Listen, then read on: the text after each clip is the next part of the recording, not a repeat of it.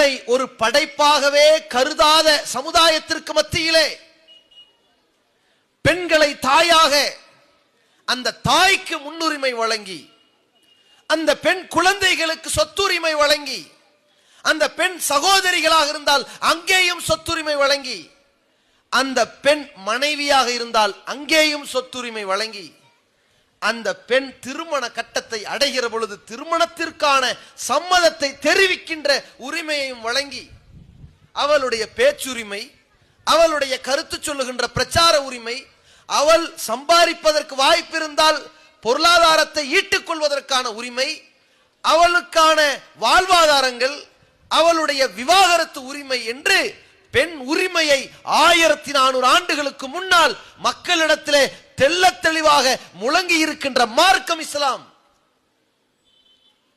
என்ன நடக்கும்? கணவன் இறந்த உடனேயே உடன்கட்டை ஏறி கரிந்து சாக வேண்டும் என்று சொல்லிக் கொண்டிருக்கின்ற ஒரு சமுதாயத்திலே இருக்கின்ற பெண்கள் இந்த பெண்ணுரிமை காத்து கொண்டிருக்கிற இஸ்லாத்தை நோக்கினால் என்ன செய்வார்கள்? சாரை சாரையாக இஸ்லாத்தில் தன்னை இணைத்துக் கொள்வார்கள் அல்லவா?